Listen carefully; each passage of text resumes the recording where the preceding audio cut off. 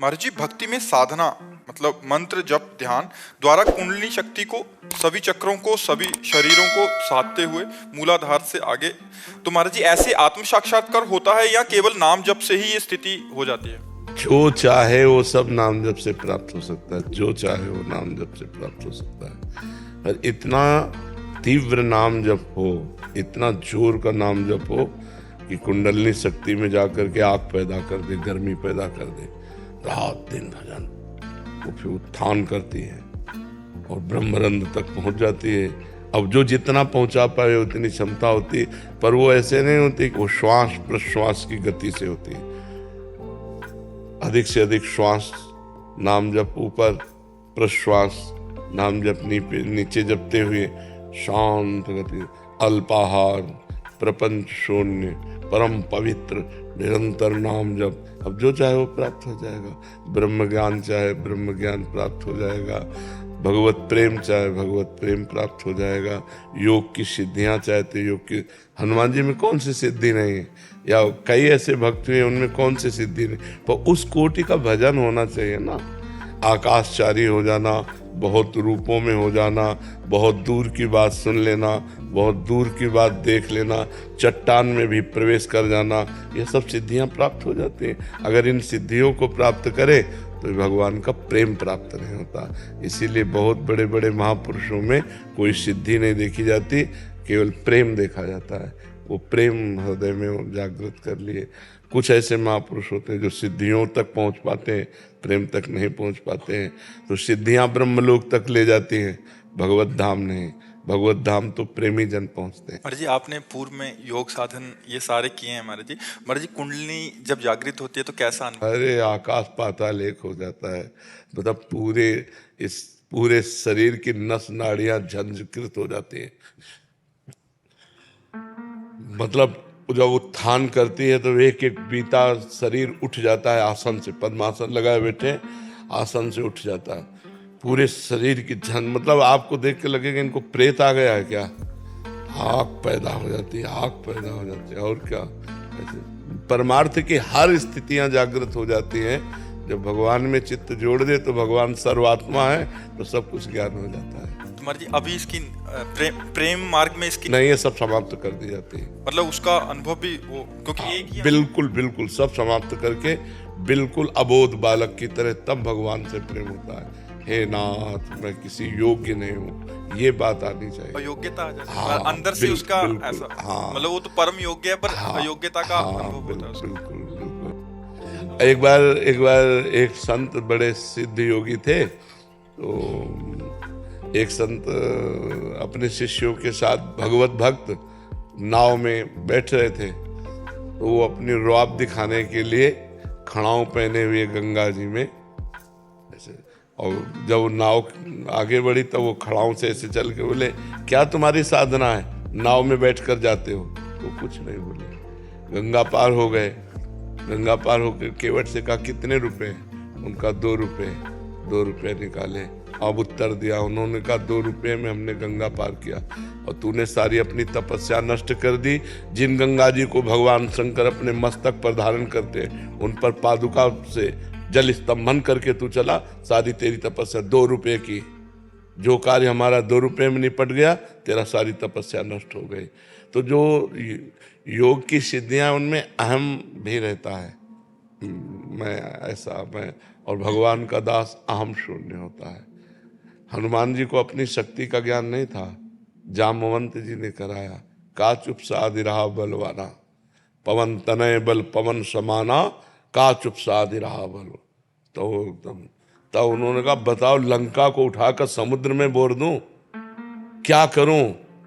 तो उनका बस आपको इतना करना है, समुद्र पार करके जाओ और सीता जी की खबर लेकर रघुनाथ जी को सीता जी की बात बताओ, सीता जी को रघुनाथ जी की बात बताओ। तो इतना करना है। तो योग में सब सिद्धियां होती है।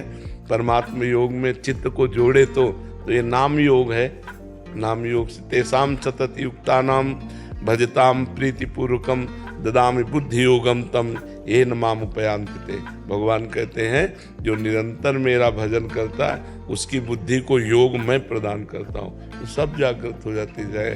कुंडलनी, षट चक्र भेदन, स्थूल सूक्ष्म कारण सबका ज्ञान, तत्वबोध सब हो जाता है। भगवान का भक्त कोई अज्ञानी थोड़ी होता है। मुझे द्वैत और अद्वैत साधना में क्या? आप किस में चल रहे हैं? आपको प्रवचन करना है क्या द्वैत अद्वैत का पूरा ज्ञान प्राप्त करके? तो आप चल किस में रहे? द्वैत साधना। द्वैत साधना, भगवान की भक्ति। जी हाँ, मैं दास हूँ, प्रभु मेरे स्वामी हैं, तो इसमें खूब भजन करो, क्या परेशानी। भगवान की लीला गुण बाद में सब एक ही बचता है, दो नहीं रह जाता, बाद में एक ही बचता है। पूरा संसार खोजा और जब मिला तो खोजने वाला नहीं। जब जिसको खोज रहे थे वो मिला तब खोजने वाला नहीं। ब्रह्म नहीं, माया नहीं, नहीं जीव नहीं काल, अपनी ही सुधि ना रही, एक रहे नंदलाल। भक्ति का जो परिणाम है वो इष्टाकार वृत्ति है। अपना अस्तित्व खो जाना, अपने इष्ट देव में तन्मय हो जाना। मेरे तो गिरधर गोपाल दूसरों न कोई, अपने प्रीतम में पूर्ण रूप से तन्मय हो जाना, अपनी भी सुधि विसार देना।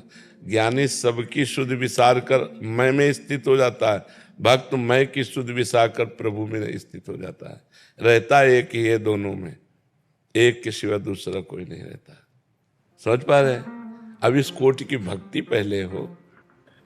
अहम ब्रह्मास्मि शिवोहम, ये स्थिति बाद में, सबसे बाद में पहुंचती है। ज्ञान भक्ति में नहीं, भक्ति में नहीं पहुंचे।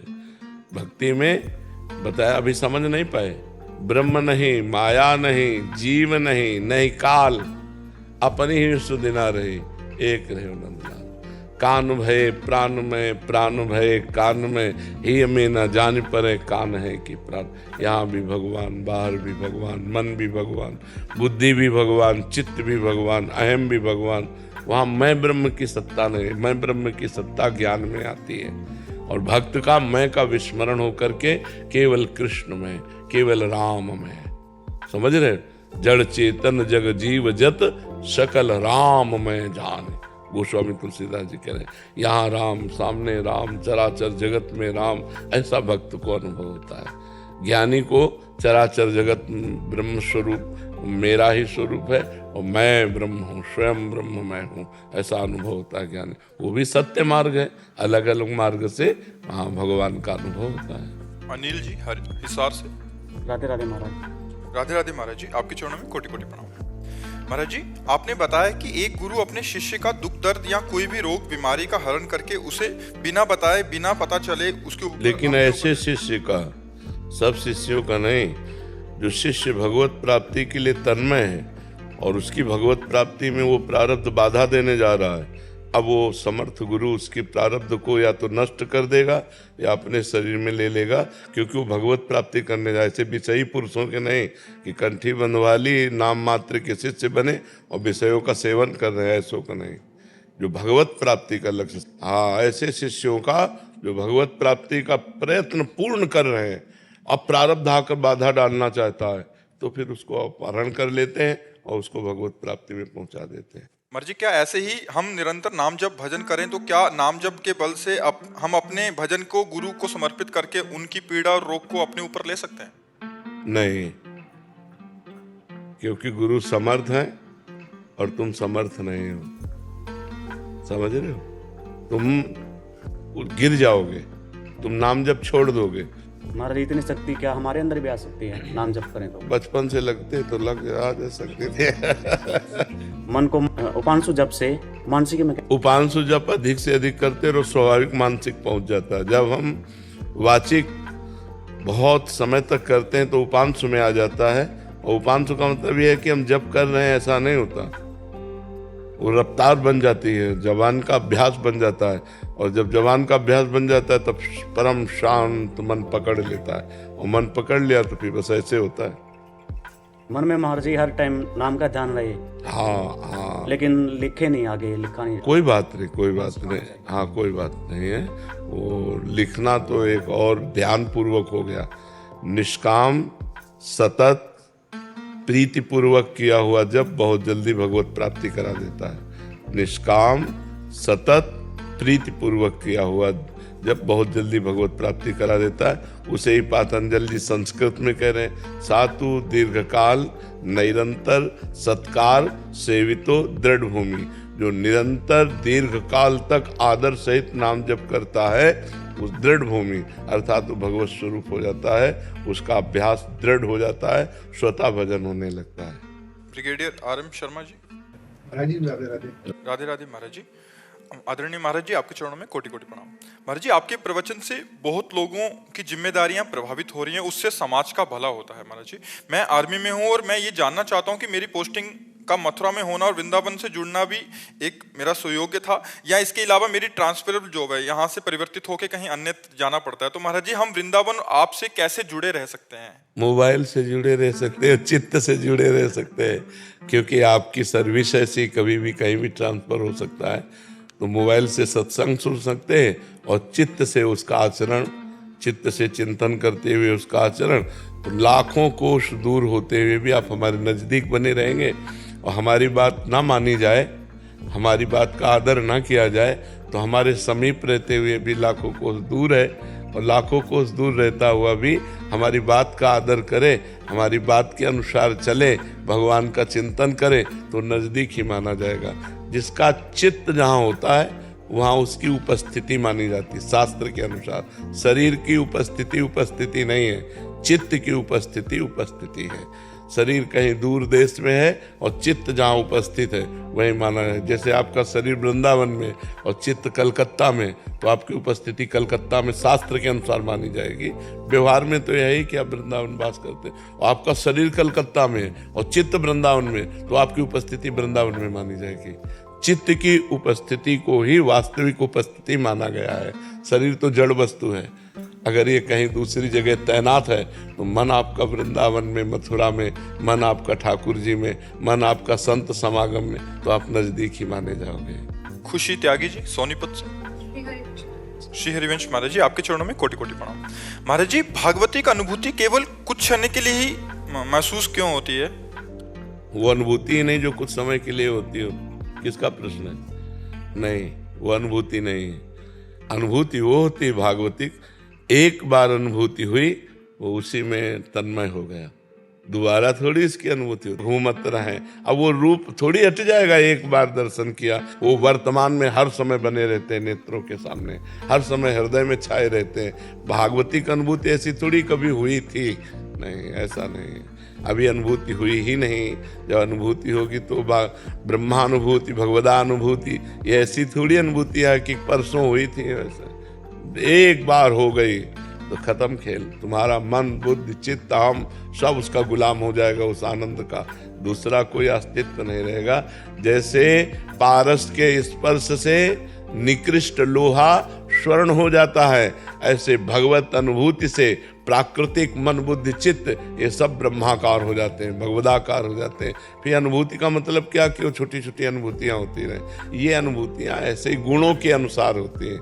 देखो, अपने अंदर जो अभी आनंद आता है वो आनंद कोश से आता है। 5 कोश हैं, विज्ञानमय कोश, मनोमय कोश, अन्नमय कोश, आनंदमय कोश, ऐसे 5 कोश हैं। इन कोशों से आनंद आ रहा है। अभी परमात्मानंद की अनुभूति थोड़ी हुई। परमात्मानंद की जो अनुभूति होगी वो कभी हटने वाली नहीं। छिने घटे छिन बढ़े, सो तो प्रेम न होए। अघट प्रेम पिंजर बसे, प्रीति कहावे। तो थोड़ी देर भगवदानंद, फिर विषयानंद। वो कोई भगवदानंद था, वो सतोगुण का आनंद था। अब रजोगुण आ गया, भोगानंद आ गया। जो गुणातीत होता है वो भगवदानंद होता है, और जो भगवदानंद होता है वो निरंतर होता है, वो निरंतर बढ़ता रहता है। प्रतिक्षण वर्धमानम, वो कभी कम नहीं होता। एक बार अनुभूति हो जाने के बाद जीवन मुक्त हो जाता है, उसे बार बार अनुभूतियों की जरूरत नहीं होती। हाँ, उन्हीं लीला की विभिन्न अनुभूतियाँ होती, लेकिन एक बार परमात्मा अनुभूति होने के बाद उसका जन्म और मरण ये सब मिट जाता है। कर्म बंधन नष्ट हो जाते हैं, जड़ चेतन ग्रंथि का भेदन हो जाता है। ऐसा थोड़ी भगवदानंद का अनुभव होता है कि कल हुआ था आज नहीं है। ये तो साधन की बात है कि कल भजन में आनंद आ रहा था, आज नहीं आ रहा। कल हमारे अच्छे अच्छे स्वप्न आ रहे थे, आज नहीं आ रहे। तो ये सब गुण के अंतर्गत है ना, गुणातीत है भगवदानंद। जो सतोगुण, रजोगुण, तमोगुण, जागृत, स्वप्न, सुषुप्ति तीनों से परे है, वो तुरीय तत्व परमात्मा आनंद है। और जो ये आनंद सतत बना रहे, इसके लिए क्या करें? नाम जप करो, सतत साधन परायण रहो, पवित्र भोजन पाओ, पवित्र आचरण करो, अधिक से अधिक उसी भजन का संग्रह करो, तो फिर एकदम जब वो अनुभूति हो जाएगी तो फिर वो सतत बना रहेगा। अनुभूति हो जाने का मतलब सिद्ध पुरुष हो जाना। सिद्ध पुरुष का मतलब हो जाना वो कुछ कर नहीं रहा, उसकी भगवता अनुभूति निरंतर चाहिए रहती है। साधक को करना होता है और सिद्ध का होता है भगवदानंद। महाराज जी, जैसे आपसे गुरुमुख से जो भी सुनते हैं हम, प्रवचन हुआ, लीला कथा, इसमें गाढ़ आसक्ति हो जाती है, मतलब सुने बिना रहा नहीं जाता। सुबह से लेकर शाम तक सुनते हैं, ये भी भजन में ही आएगा? हाँ बिल्कुल, हाँ बिल्कुल। श्रवणम ये भजन है ना, पहली भक्ति है श्रवणम, फिर दूसरी कीर्तनम, फिर स्मरणम, फिर पाद सेवनम, फिर अर्चनम, वंदनम, दास्यम, सख्य आत्मनिवेदनम। तो श्रवणम भक्ति हुई ना, भगवान की अधिक से अधिक चर्चा सुनना, ये भगवान की भक्ति का प्रधान साधन है। ज्ञान का भी साधन है, अधिक से अधिक श्रवण करने से ज्ञान की भी प्राप्ति होती है। पक्का भजन है, बिल्कुल इसी से प्रेम प्राप्त होता है। जितना हम भगवत चर्चा सुनते हैं उतना ही भगवान से हमारी रति होती है। वीना जी पलवल से, राधे राधे महाराज जी, आपके चरणों में कोटि कोटि प्रणाम। गुरुदेव भगवान, जब गुरु मंत्र की माला होती है उसके बाद कभी कभी ऐसी स्थिति होती है कि 1-2 घंटे तक मौन रहकर मंत्र या नाम जप चलाने का मन ही होता है। महाराज जी, सेवा के पद या आरती गाने का भी मन नहीं होता है। ऐसी स्थिति में महाराज जी मार्गदर्शन करें, मौन रहकर सेवा कर सकते हैं? हाँ बिल्कुल कर सकते हैं। जो पद गायन का स्वरूप है वही मंत्र है। जो मंत्र है उसी से सब पद प्रकट हुए हैं। जो पद का मूल है वो मंत्र है। तो जो गुरु मंत्र मिला हुआ है, यदि हम गुरु मंत्र जपते हुए भगवान की आरती करते हैं, भगवान की पूजा सेवा करते हैं, तो वो पूर्ण मानी जाती है। ऐसा नहीं है कि हमारा मन मंत्र में डूब रहा है तो हम मंत्र छोड़ करके पद गायन करें, ऐसा नहीं है। अगर हमारे मन में ऐसा आ रहा है कि हम गायन करें तो जरूर गायन करना चाहिए, लेकिन यदि वो डूब रहा है मंत्र में तो वो पूर्ण है।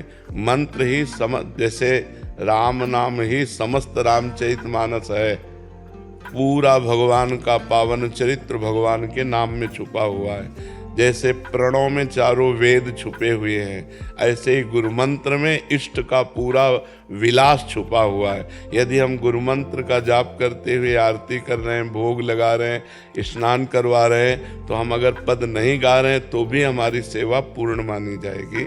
और ये तो बड़ा सौभाग्य का विषय है कि माला जपने के बाद आपका मन उसी मंत्र में लगा हुआ है। सही माला जपने का फल तो यही हुआ कि बिना माला के, बिना किसी यंत्र और बाहरी व्यवहार के हमारा मन जपने लगे, मन प्रभु का सुमिरन करने लगे, तो बहुत अच्छी बात है।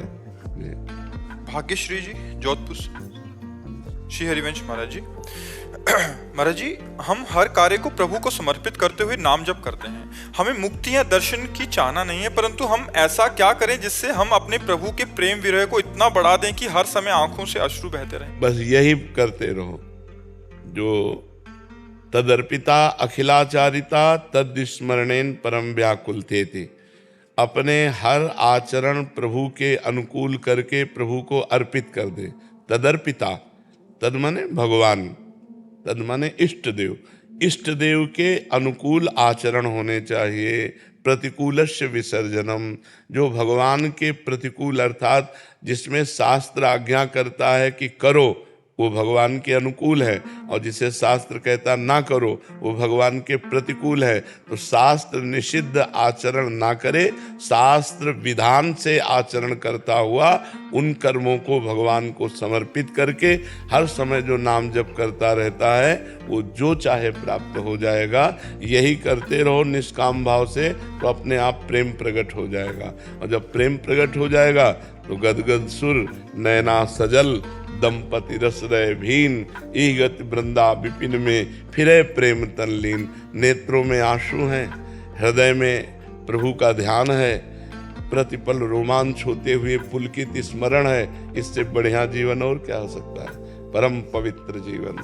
सतरति सतरति सा लोकान तारयति, वो स्वयं तर जाता है, स्वयं तर जाता है, लोगों को तार देता है, जिसकी ऐसी स्थिति होती है। आदित्य कुमार मिश्रा जी, गोकर्ण नाम। श्री हरिवंश। महाराज जी, जब भी हम कोई धर्म का कार्य शुरू करते हैं जो धर्म को बढ़ावा देने वाला होता है, तो भगवान हमारी परीक्षा या मुश्किल क्यों खड़ी कर देते हैं महाराज जी? ऐसा नहीं है, तुम्हारी मान्यता है। धर्म का कार्य है ही अधर्म से लड़ते हुए जाना। धर्म का कार्य केवल ऐसा थोड़ी कि खाली रास्ता है। तुम उसको कहते हो समस्या, समस्या नहीं, वो रास्ता ही ऐसा है।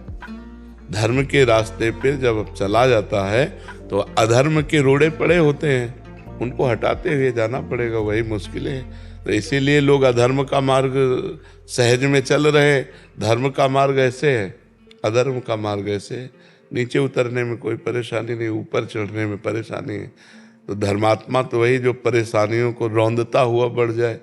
धर्मात्मा का मतलब थोड़ी है कि फूलों पे चलना है।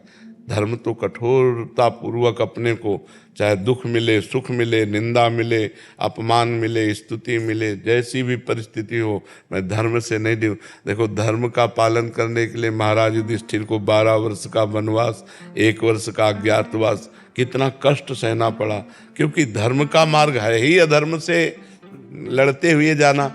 और अधर्म कष्ट पहुंचाएगा और वो उसे सहता हुआ बढ़ेगा, तभी तो धर्म कहा जाता है। तो इसमें परेशानी क्या है? महाराज जी, निरंतर परेशानियां आती ही जाती हैं। नहीं तो निरंतर संसार परेशानीमय है। दुखालयम अशाश्वतम। मान लो शरीर है, ये 2 कर्मों से बना है, पाप और पुण्य। तो पाप का जब फल आएगा तो दुख आएगा, और जब पुण्य का फल आएगा तो सुख आएगा। ऐसा कोई कह ही नहीं सकता कि निरंतर मुझे दुख रहता है, ऐसा कोई नहीं रहता है। समस्याएं जैसे जो तो समस्याओं से लड़ना ही तो धर्म है, और किसे धर्म कहते हैं? लड़ तो रहे हैं। तो फिर परेशान मत हो, ये कमजोरी है आपकी।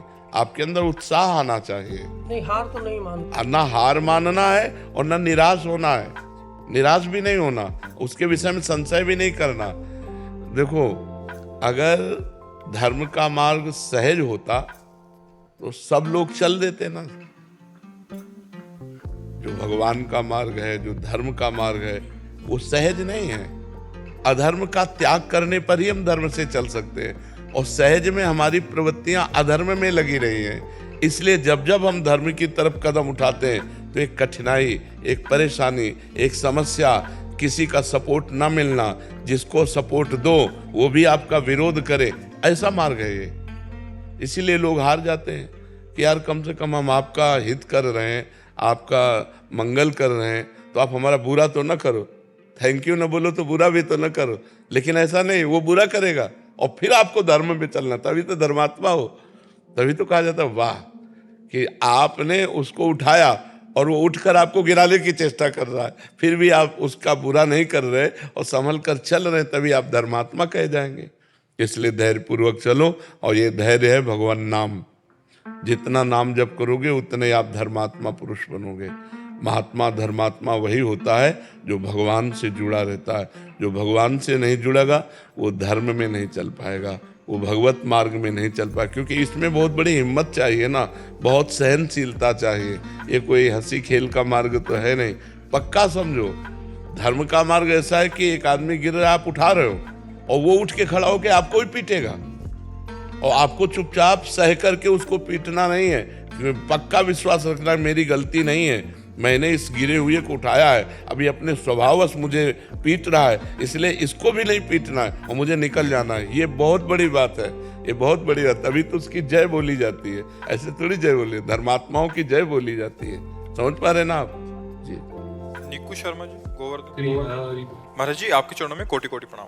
महाराज जी, हम जिन शिव विग्रह की वर्तमान में सेवा कर रहे हैं, क्योंकि गुरुदेव भगवान कुछ समय में हमको कुटिया परिवर्तित करनी है। अगर किन्हीं कारणों से सेवित युगल विग्रह को नई कुटिया में नहीं ले जा पाते हैं, तो क्या हम नए विग्रह स्थापित करने चाहिए, क्योंकि कोई अपराध ना बने? आप तो उन श्री विग्रह की कोई सेवा करेगा? तो परिवार के और जने उनकी भी आसक्ति उन्हीं में है। हाँ, तो कर सकते हैं, फिर कर सकते हैं। उनकी सेवा होनी चाहिए पूर्व विग्रह की, तो नवीन विग्रह स्थापित करके आप अलग सेवा विराजमान कर लो, उसमें कोई परेशानी नहीं। बिल्कुल। हरनीत कौर जी। राधे राधे। राधे राधे महाराज जी। महाराज जी, हर एक मनुष्य का जीवन का उद्देश्य अलग अलग है, हमें कैसे मालूम होगा, भगवान से जवाब कैसे प्राप्त होता है महाराज जी? हर मनुष्य का एक ही उद्देश्य है, भगवान की प्राप्ति करना। वो जो अलग अलग उद्देश्य बनाए हुए व्यर्थ के उद्देश्य है। साधन धाम मोक्ष कर द्वारा, पाए न जे परलोक संहारा। हमारा मनुष्य जन्म परलोक संहारने के लिए, मोक्ष प्राप्ति के लिए, भगवत प्राप्ति के लिए। इन भोगों का उद्देश्य कोई उद्देश्य है? हमको वो उद्देश्य बताओ जो मरने के बाद टिकाऊ हो। तुम चाहे कलेक्टर बने हो, चाहे तुम सांसद बने हो, मरने के बाद न कलेक्टर रहोगे न सांसद रहोगे। तुम्हारा शरीर नष्ट हो जाएगा, तुम्हारा पद नष्ट हो जाएगा, तुम्हारा पढ़ा लिखा सब नष्ट हो जाएगा, तुम्हारा कमाया धरा बैंक का सब नष्ट हो जाएगा। तुम्हारा किस काम, क्या उद्देश्य रहा? ये कोई उद्देश्य रहा? जो 60, 70, 80 वर्ष में जिसका नाश हो जाए वो हमारा उद्देश्य है। उद्देश्य वो होना चाहिए जो अनंत काल तक बना रहे, वो है भगवान, वो है भगवत प्राप्ति। ये जीने के उद्देश्य हैं, लेकिन जीने का उद्देश्य क्या है? जितने उद्देश्य हैं ये जीने के उद्देश्य हैं। रुपया कमाना, पद प्रतिष्ठा, ये सब जीने के उद्देश्य। लेकिन जीवन जीते किसके लिए? किसके लिए? अगर भगवान उत्तर में नहीं है कि जीने का उद्देश्य भगवान, तो उसका उद्देश्य नहीं है। वो कोई उद्देश्य है जो कुछ दिनों बाद नष्ट हो जाए? उद्देश्य तो वो जो शाश्वत हो, और शाश्वत है श्री भगवान। समझ पा रहे हो? सबका उद्देश्य शाश्वत होना चाहिए। तो यहाँ शाश्वत तो कुछ है नहीं, यहाँ तो सब विनाशी है। आज है कल नष्ट हो जाएगा। तो हमें चाहिए हम इसी जन्म में परलोक संभाल लें, शाश्वत सच्चिदानंद भगवान की प्राप्ति कर लें। ऋचा सक्सेना जी, लखनऊ। जय सीताराम गुरुदेव। जय सीताराम महाराज जी, आपके चरणों में कोटि कोटि प्रणाम। गुरुदेव, आपके कथनानुसार मैं कार्य को करते नाम जप करती रहती हूँ, परंतु घरेलू कार्य एवं ऑफिस के कार्यों में अत्यधिक व्यस्तता होने के कारण मैं गुरु प्रदत्त मंत्र का माला के द्वारा नाम नहीं जप। तो महाराज जी, मैं क्या स्वच्छ अवस्था में मंदिर की सेवा या रसोई बनाते समय गुरु प्रदत्त मंत्र जप किया? जरूर कर लेना चाहिए। गुरु मंत्र चलते फिरते उठते बैठते भी पवित्र अवस्था में किया जा सकता है। केवल अपवित्र दशा में, जैसे शौचालय के अपवित्र वस्त्र हैं, अपवित्र दशा में गुरु मंत्र उच्चारण नहीं करना चाहिए। उस समय नाम जप करना चाहिए। शेष समय सब समय गुरु मंत्र जप सकते हैं जब आप पवित्र हैं। तनिष जी, अम्बाला से। श्री हरिवंश महाराज जी। महाराज जी, 2 महीने से साधन भजन बहुत विघ्न हो रहा है महाराज जी। ब्रह्म मुहूर्त में जो ध्यान करते थे उसमें भी अब नींद आती है, नाम जब कम सा हो गया। आपने जो तरीका बताया था कि एकांत में सभी संतों का ध्यान करके क्षमा भी मांग ली, किंतु फिर भी वही स्थिति है। वैसे महाराज जी, कोई अपराध तो नहीं बना पड़ी? कोई हो सकता है कोई अपराध ना बना हो, लेकिन अब जैसे जैसे जवानी का स्वरूप आएगा वैसे वैसे काम, क्रोध, लोभ, मोह, मद, मत्सर, प्रमाद, नींद, ये सब इसमें लड़ा जाता है। अब जैसे हम ब्रह्म मुहूर्त में भगवान का चिंतन कर रहे हैं, हमें नींद आ रही, हम खड़े होकर चिंतन कर रहे हैं। अब तुम तो मतलब गृहस्थ आश्रम में जाना, इसलिए तुम नहीं लगा के पद्मासन सिद्धासन बैठो, नींद आ जाए तो बताओ, पसीना पसीना हो जाओगे। नींद की तो बात ही क्या है। कभी पद्मासन लगाया है? 48 मिनट के बाद की अनुभूति बताओ। 2 घड़ी कहते हैं 48 मिनट। कभी 48 मिनट पद्मासन लगा के देखो, घड़ी से सामने घड़ी रख लो, और 48 मिनट के बाद फिर हमें बताओ, पद्मासन में कभी नींद आता है? कभी कोई बताओ। पद्मासन लगा के बैठ जाओ, नींद आ जाए तो हमें बता देना। तो नींद आए तो मान लो आप लोग नहीं पद्मासन लगाओ तो खड़े हो जाओ, टहलने लगो माला लेकर। नींद को नींद का टाइम दो। हम कहते हैं 6 घंटे टाइम दो नींद को। 24 घंटे में एक हिस्सा नींद को दे दो। 6 को 24, एक हिस्सा नींद, 6 घंटे नींद के लिए पर्याप्त है। इसके आगे तो प्रमाद स्थिति में समय नष्ट करना है। और 6 घंटे में जो नींद आई, इसके बाद हम नींद को समय नहीं देंगे। हम ठंडा पानी से मुंह धोएंगे, हम टहल लेंगे, हम खड़े हो जाएंगे, लेकिन भजन के समय नींद को समय नहीं देंगे। और भजन किया जाता है, होता सिद्धों का है। अब जैसे भजन नहीं होता, ऐसा कैसे है? मान लो भजन नहीं होता, आप बोलो राम राम, तो हो रहा है कि नहीं हो रहा? अब हम कहते हैं हमारा भजन अंतर से हो, वो सिद्ध पुरुषों का होता है। अभी हमको जबान से करना है। नाम जी है जप जागे जोगी, समझ रहे हो ना? नाम जी है जप जागे जोगी। राम नाम मणिदीप धरि जीह देहरी द्वार, तुलसी भीतर बाहरो जो चाह सूझियार। जबान से जपो, खूब भजन होने लगेगा। ठीक है, भोजन शुद्ध करो, पिज्जा बर्गर से बचो।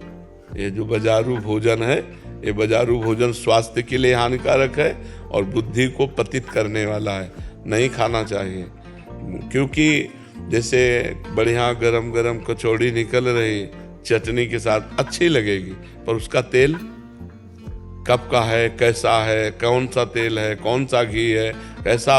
हमें लगता है भजन करने वाले अगर ऐसे कचौड़ी पकौड़ी पिज्जा और बर्गर ये सब पाएंगे तो कैसे। अरे चुपचाप मूंग की दाल रोटी, घिया की सब्जी, परवल की सब्जी ऐसे पाओ साधारण, तो अभी देखो सत्वगुण आ जाएगा, सत्वगुण में भजन होगा। इधर उधर की चीजें तो बिल्कुल नहीं ठीक है।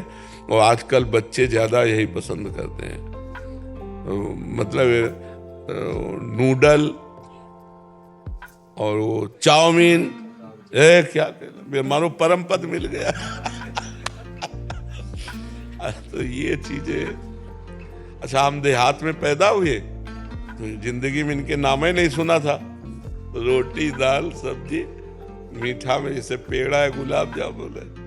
अपने लोग तो, अरे देसी घी महकता हुआ गाय का छुपरो रोटी में और बढ़िया सब्जी से पाओ, ये ईजा पीजा है सब बेकार की चीज है।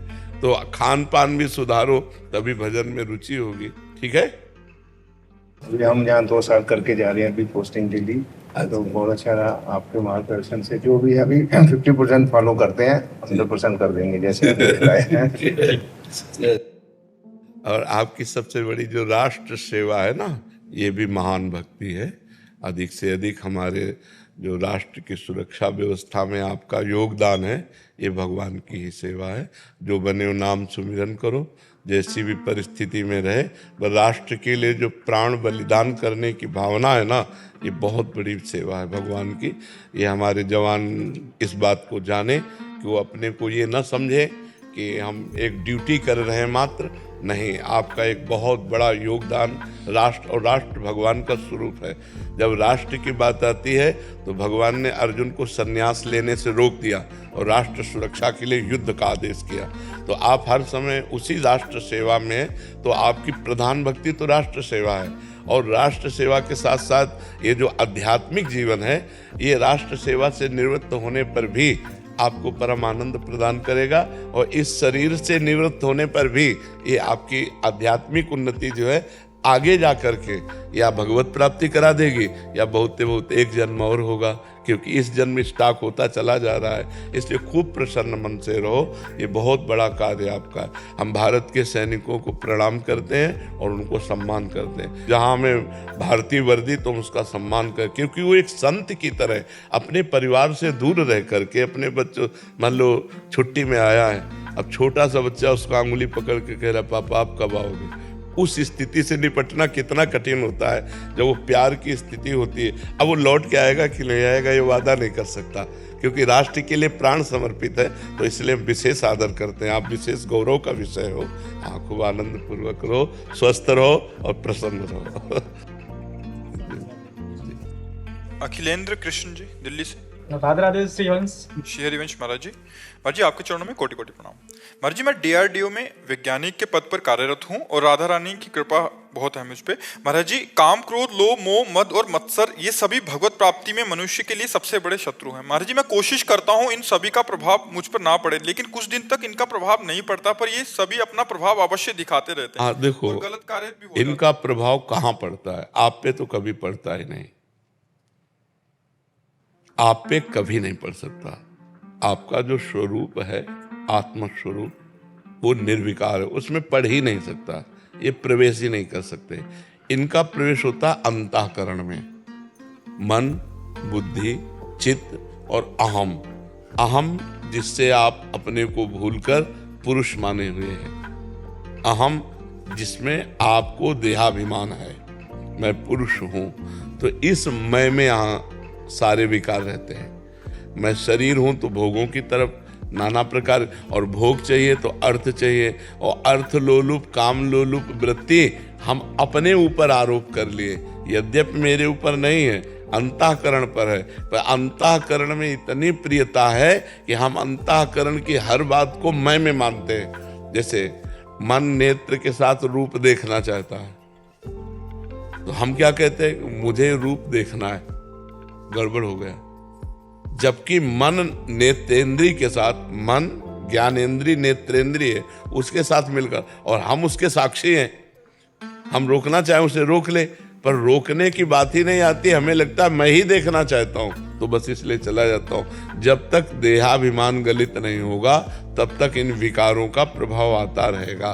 देहाभिमान गलित होने के लिए खूब नाम जप करो, सत्संग सुनो, धीरे धीरे जब ज्ञान प्रकट होगा तो देहाभिमान, आप शरीर तो है नहीं प्यारे, पक्की बात समझो, 100 में 100% आप शरीर नहीं है। शरीर को आपने अपना मैं स्वीकार किया है।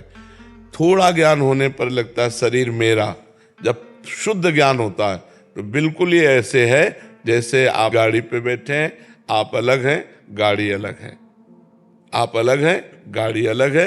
ऐसे मनुष्य शरीर रूपी गाड़ी परमार्थ की यात्रा के लिए भगवान ने आपको दी है। तो हम गाड़ी को गाड़ी न मानकर मैं ही मान लिए, तभी हम कंट्रोल नहीं कर पा रहे। जो देखना, सुनना, भोगना, छूना, वो सब मैं में आ रहा है कि मैं देखूं, मैंने भोगा, मैंने किया, मैं, तो अहंकार विमूढ़ आत्मा करता हमिति मन्यते, अहंकारी मूढ़ता को प्राप्त हुआ पुरुष ऐसा मानता है, इसलिए इन पर विजय प्राप्त नहीं कर पाता। इसके लिए हमको भगवान नाम जप, शास्त्र स्वाध्याय, सत्संग, तब हमारी समझ में आएगा। नहीं तो ये जब तक मैं पुरुष हूं तब तक इनका आक्रमण बनता रहेगा। जब तक मैं पुरुष स्त्री आदि भावना है तब तक उसी भावना में इनका आक्रमण होता है। आपका ये भाव भूल जाए कि मैं पुरुष हूँ, मैं आत्म तत्व हूँ, मैं ब्रह्म हूँ, या मैं भगवान का दास हूँ, इनका अस्तित्व नहीं पड़ेगा। तो वो थोड़ी देर ना आना भी एक भ्रम जैसा समझो। जिसको लगता है कि जैसे थोड़ी देर नहीं आया लेकिन फिर आ गया, वो एक भ्रम जैसा वो रहते हैं। महाराज जी 2-3 महीने तक तो ठीक रहता हूँ मैं, उसके बाद फिर दिखाना। हाँ देखो ना, अभी गलती हुई ना, 2-3 महीने मैं ठीक रहता हूँ। ये मैं कौन बोल रहा है? शरीर उधारी, अपने को आप देख रहे ना, जब तक ये रहेगा तब तक इसमें आते रहेंगे।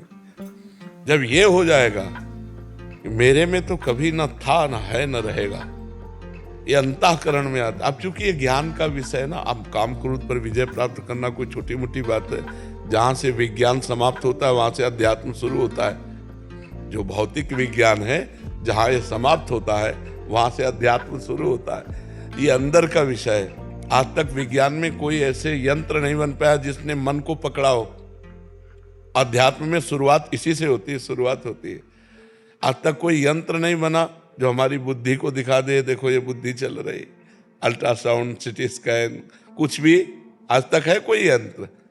अंतःकरण तक नहीं पहुंच पाया कोई यंत्र। हमारा अध्यात्म अंतःकरण के आगे कारण शरीर, कारण शरीर के आगे मैं तत्व, तत्व से बात करता है। अध्यात्म की जो पूर्णता है वो तत्व में है। इसलिए खूब नाम जप करो, सत्संग सुनो, धीरे धीरे अध्यात्म